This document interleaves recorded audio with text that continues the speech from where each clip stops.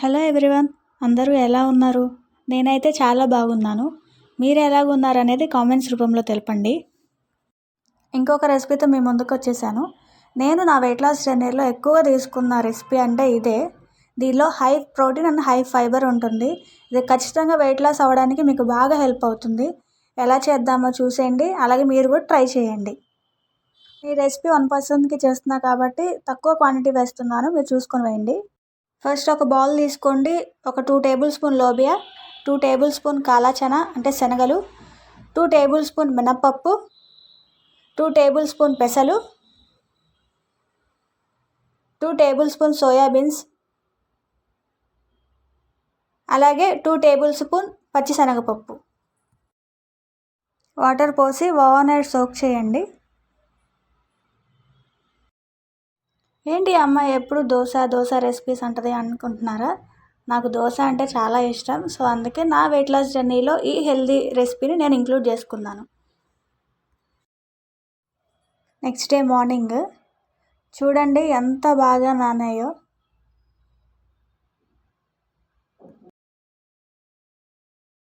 Over night soak చేసిన వీటిని మంచిగా వాష్ చేసి మిక్సీ జార్లోకి ట్రాన్స్ఫర్ చేసుకోండి. అలాగే కొంచెం అల్లం, ఒక పచ్చిమిర్చి, అలాగే 1/2 టీ స్పూన్ జీలకర్ర వేస్తున్నాను. అలాగే తగినంత ఉప్పు వేసుకొని తగినంత వాటర్ వేసుకొని గ్రైండ్ చేయండి. ఈ దోశలో ఉండే ప్రోటీన్ అండ్ ఫైబర్ వల్ల మన టమ్మీ ఫిల్లింగ్ చేస్తుంది. సో దానివల్ల మనకి ఎక్కువ టైం ఆకలి అవ్వకుండా ఉంటుంది. మనం గ్రైండ్ చేసిన బ్యాటర్ని ఒక బౌల్లో వేసుకొని 1/2 టీ స్పూన్ జీలకర్ర వేసుకొని బాగా కలపండి. మన డైట్లో ప్రోటీన్ అండ్ ఫైబర్ ఇంపార్టెంట్ రోల్ని ప్లే చేస్తాయి. తర్వాత స్టవ్ ఆన్ చేసుకోండి. దోశ ప్యాన్ పెట్టుకోండి. మనం ఏదైతే బ్యాటర్ రెడీ చేసి పెట్టుకుందామో ఆ బ్యాటర్ని దోశ రూపంలో నీట్గా ప్యాన్ అంతా స్ప్రెడ్ చేయండి. కొంచెం గీ వేసుకొని ఒక 10 మినిట్స్ లో ఫ్లేమ్లో కుక్ చేయండి. ఈ గీ గుడ్ ఫ్యాట్కి చాలా మంచిది.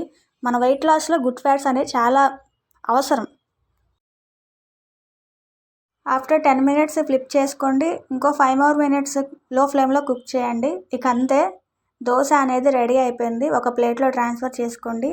ఎంతో ఈజీ అయిన high protein and fibre dosa ready అయిపోయింది. ఈ దోశని మీ వెయిట్ లాస్ జర్నీలో ఇంక్లూడ్ చేసుకోండి. ఇది చాలా టేస్టీగా ఉంటుంది. అలాగే మరిన్ని వీడియోల కోసం నా ఛానల్ని సబ్స్క్రైబ్ చేసుకోండి. Thank you.